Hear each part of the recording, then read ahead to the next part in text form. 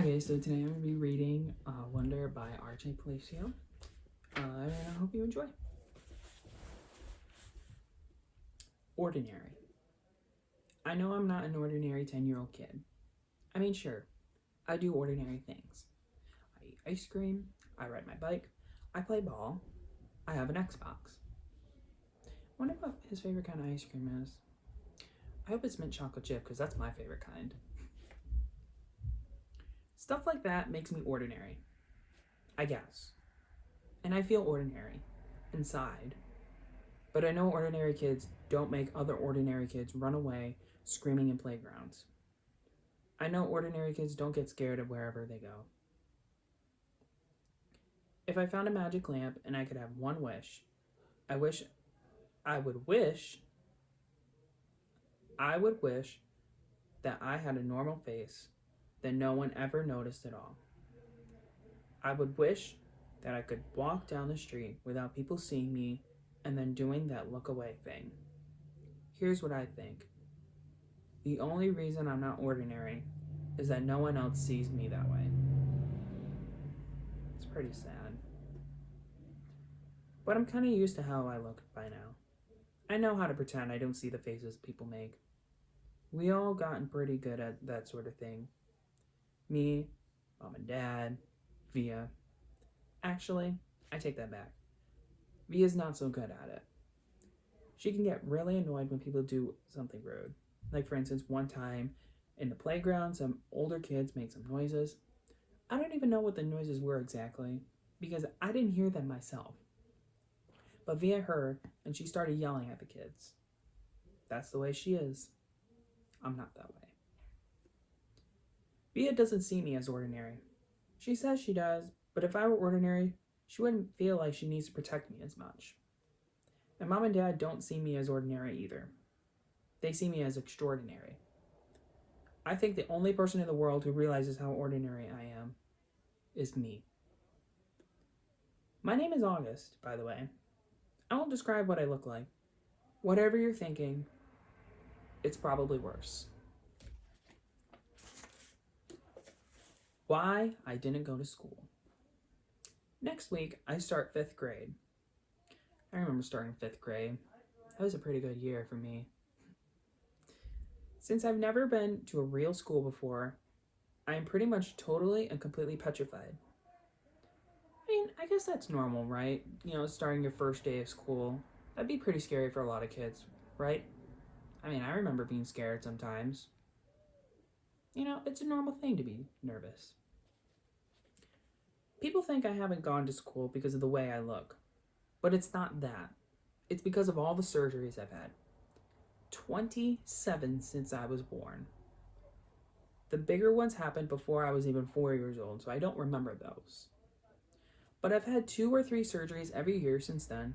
Some big, some small.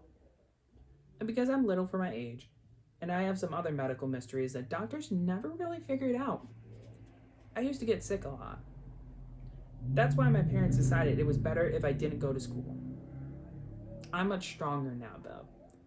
The last surgery I had was 8 months ago, and I probably won't have to have any more for another couple years. Mom homeschools me. She used to be a children's book illustrator. She draws really great fairies and mermaids.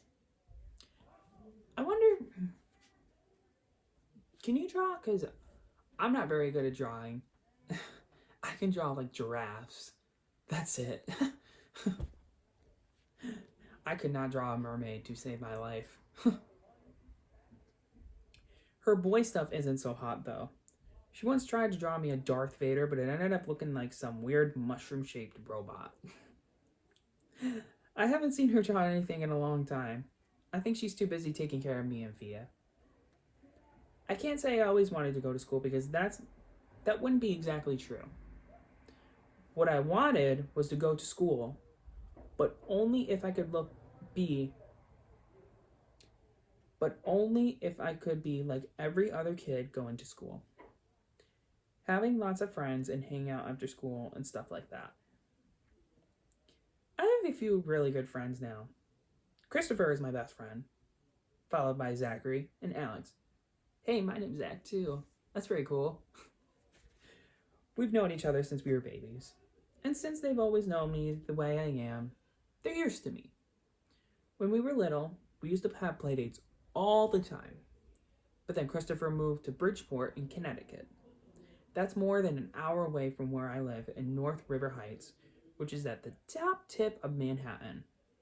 And Zachary and Alex started going to school. It's funny. Even though Christopher's the one who moved far away, I still see him more than I see Zachary and Alex. They have all these new friends now. If we bump into each other on the street, they're still nice to me though. They always say hello. I have other friends too, but not as good as Christopher and Zach and Alex were. For instance, Zach and Alex always invited me to their birthday parties when we were little, but Joel and Eamon and Gabe never did. Emma invited me once, but I haven't seen her in a long time. And of course, I always go to Christopher's birthday. Maybe I'm making too big of a deal about birthday parties. I used to get invited to birthday parties a lot. Those were always fun. I haven't been to any of them though lately, so... How I came to life. I like when Mom tells the story because it makes me laugh so much. It's not funny in the way a joke is funny, but when Mom tells it, Via and I just start cracking up. So when I was in Mom's stomach, no one had any idea I would come out looking the way I look. Mom had Via 4 years ago, and that had pretty much been a walk in the park. Mom's expression: that there was no reason to run any special test. About 2 months before I was born, the doctors realized there was something wrong with my face. But they didn't think it was going to be bad. They told Mom and Dad I had a cleft palate and some other stuff going on. They called it small anomalies. Now what a cleft palate is sometimes when you're born, your lip accidentally is like attached to your nose. So you have an opening in your mouth right here. That's pretty much what a cleft is. So sometimes when you're born, when you grow in your mother's tummy, sometimes things don't develop normally. Sometimes you can end up with 6 fingers. Sometimes you can end up with an extra toe. Sometimes you might not end up with a hand or anything. I mean, it happens. There were 2 nurses in the delivery room the night I was born. One was very nice and sweet.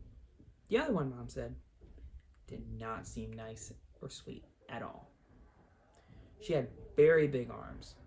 And here comes the funny part. She kept farting.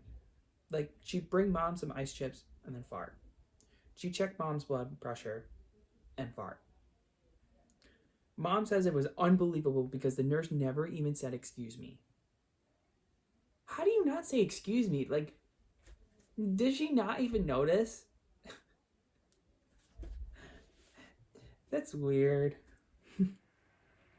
Meanwhile, Mom's regular doctor wasn't on duty that night, so Mom got stuck with this cranky kid doctor she and Dad nicknamed Doogie after some old TV show or something.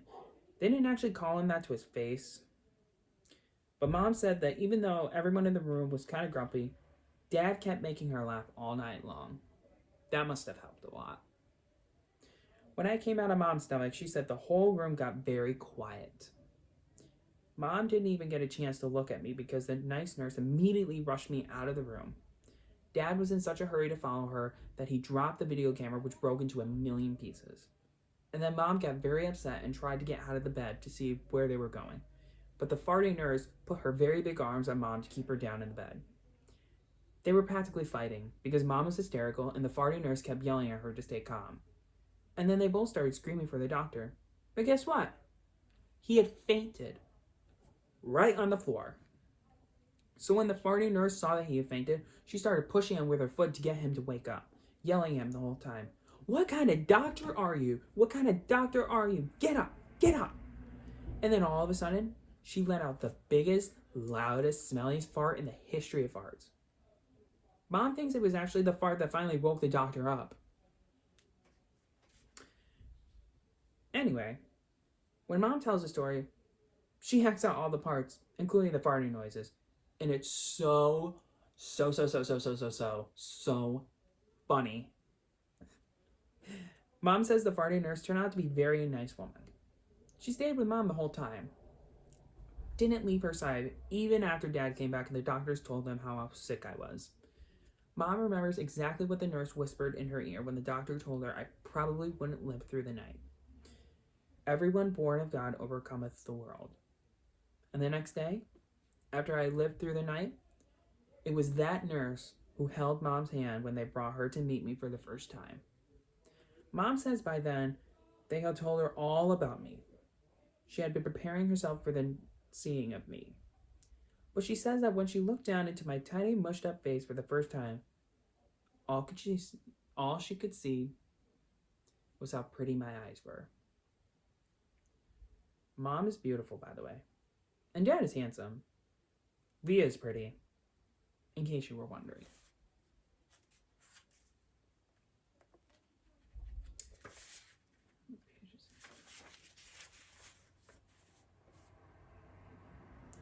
Christopher's house. Christopher's house. I was really bummed when Christopher moved away 3 years ago. We were both around 7 then. We used to spend hours playing with our Star Wars action figures and dueling with our lightsabers. I miss that. Yeah, I've had friends that I really enjoyed hanging out with when I was younger, and then they moved away. It's sad when your friends move away. But it's a part of growing up that you have to deal with. People come and people go. It's sad, but it's just a part of life that we all have to experience at one point or another. Last spring, we drove over to Christopher's house in Bridgeport. Me and Christopher were looking for snacks in the kitchen, and I heard Mom talking to Lisa, Christopher's mom, about my going to school in the fall. I'd never ever heard her mention school before. What are you talking about? I said. Mom looked surprised, like she hadn't meant for me to hear that. You should tell him what you've been thinking, Isabel, Dad said. He was on the other side of the living room talking to Christopher's dad. We should talk about this later, said Mom. No, I want to know what you were talking about, I answered. Don't you think you're ready for school, Augie? Mom said. No, I said. I don't either, said Dad. Then that's it. Case closed, I said, shrugging. And I sat in her lap like I was a baby. I just think you need to learn more than I can teach you, Mom said. I mean, come on, Augie. You know how bad I am at fractions. I was pretty bad at fractions at first, too, not gonna lie. What school? I said. I already felt like crying. Beecher Prep, right by us. Wow, that's a great school, Augie, said Lisa, patting my knee. Why not Via School, I said. That's too big, Mom answered. I don't think that would be a good fit for you. I don't want to, I said. I admit, it made my voice sound a little babyish. You don't have to do anything you don't want to do, Dad said, coming over and lifting me out of Mom's lap. He carried me over to sit on his lap on the other side of the sofa. We won't make you do anything you don't want to do. Not if he doesn't want to. But it would be good for him, Nate, Mom said. Not if he doesn't want to, answered Dad, looking at me. Not if he's not ready. I saw Mom look at Lisa, who reached over and squeezed her hand. You guys will figure this out, she said to Mom. You always have. Let's just talk about it later, said Mom. I could tell she and Dad were about to get in a fight about it.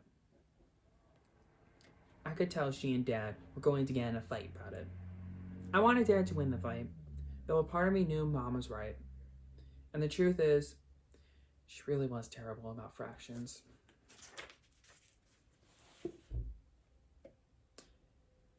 Driving. It was a long drive home. I fell asleep in the backseat like I always do, my head on Via's lap like she was my pillow. a towel wrapped around the seatbelt so I wouldn't drool all over her.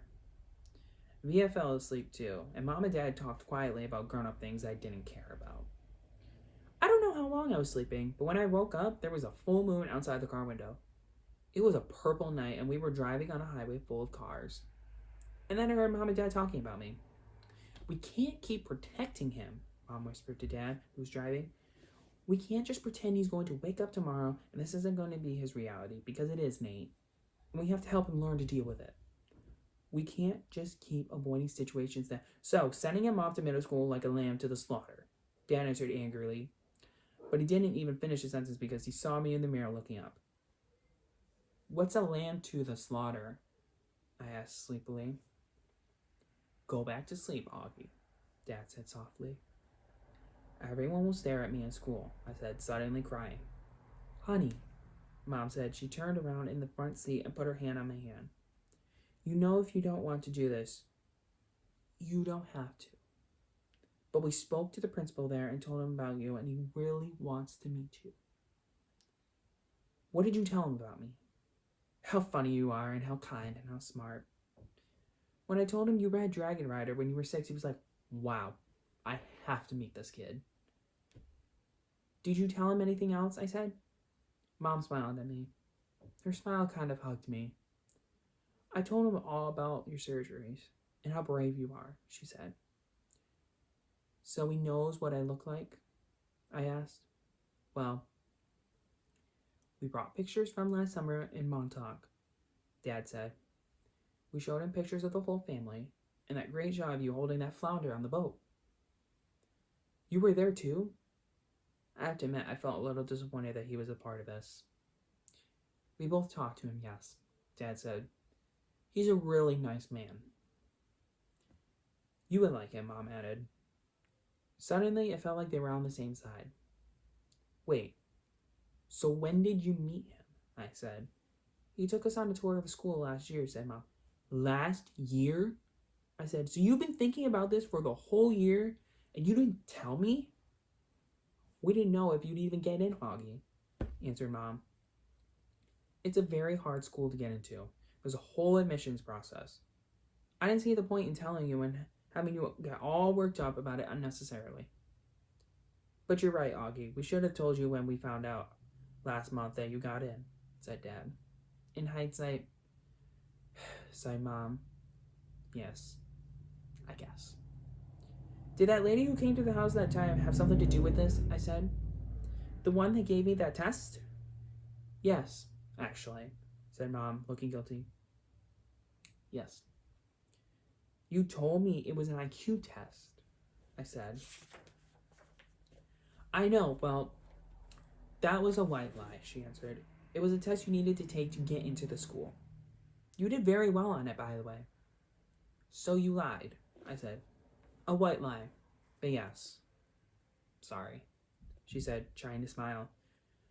But when I didn't smile back, she turned around in her seat and faced forward. What's a lamb to the slaughter? Mom sighed and gave Daddy a look. I shouldn't have said that, Dad said, looking at me in the rearview mirror. It's not true. Here's the thing. Mommy and I love you so much, we want to protect you any way we can. It's just sometimes we want to do it in different ways. I don't want to go to school, I answered, folding my arms. It would be good for you, Augie, said Mom.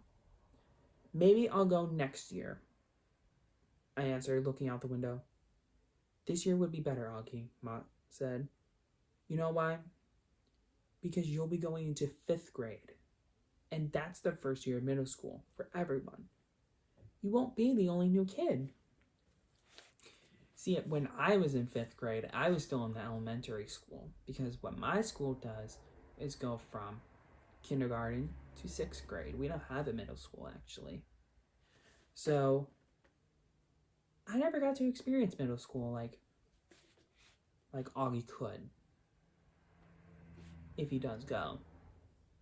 That's the question. Is he gonna go? We'll have to find out. I'll be the only kid who looks like me, I said. I'm not going to say it won't be a challenge for you, because you know better than that, she answered. But it'll be good for you, Augie. You'll make lots of new friends, and you'll learn things you never learned from me. She turned in her seat again and looked at me. When we took the tour, you know what they said? You know what they had in the science labs? A little baby chick that was just hatching out of its egg. It was so cute. Augie, it actually kind of reminded me of you when you were a little baby. With those big brown eyes of yours. I usually love when they talk about when I was a baby. Sometimes I want to curl up in a tiny little ball and let them hug me and kiss me all over. I miss being a baby, not knowing stuff, but I wasn't in the mood for that now. I don't want to go, I said. How about this? Can you at least meet Mr. Tushman before making up your mind, Mom asked. Mr. Tushman? I said. He's the principal, answered Mom. Mr. Tushman? I repeated. I know, right? Dad answered, smiling and looking back at me in the rearview mirror. Can you believe that name, Augie? I mean, who on earth would ever agree to have a name like Mr. Tushman? I smiled, even though I didn't want to let them see me smile. Dad was the one person in the world who could make me laugh, no matter how much I didn't want to laugh. Dad always made everyone laugh. Augie, you should go to that school just so you can hear his name said over the loudspeaker, Dad said excitedly. Can you imagine how funny that would be? Hello? Hello? Paging Mr. Tushman. He was using a fake high old lady's voice. Hi, Mr. Tushman. I see you're running a little behind today. Did your car get rear-ended again? What a bum rap. I started laughing, not even because I thought he was being that funny, but because I wasn't in the mood to stay mad anymore. It could be worse, though, Dad continued in his normal voice. Mom and I had a professor in college named Miss Butt. There's no way you could have a professor named Miss Butt. Really? Really? Mom was laughing now, too. Is that for real? I said, that's how I'm reacting right now. Like, are you, telling the truth? Roberta Butt, Mom answered, raising her hand as if to swear. Bobby Butt. She had huge cheeks, said Dad. Nay, said Mom. What? She had big cheeks is all I'm saying. Mom laughed and shook her head at the same time. Hey, I know, said Dad excitedly. Let's fix them up on a blind date. Can you imagine? Miss Butt meet Mr. Tushman. Mr. Tushman here's Miss Butt. They could get married and have a huge bunch of little tushies. Poor Mr. Tushman, answered Mom, shaking her head. Augie hasn't even met the man yet, Nate. Who's Mr. Tushman? Thea said groggily. She had just woken up. How did she stay awake how did she stay, asleep the whole time? How did she not wake up? I would have woken up at least by, the first couple sentences. I wake up pretty easily. He's the principal of my new school, I answered. And I think that's a good place to leave off.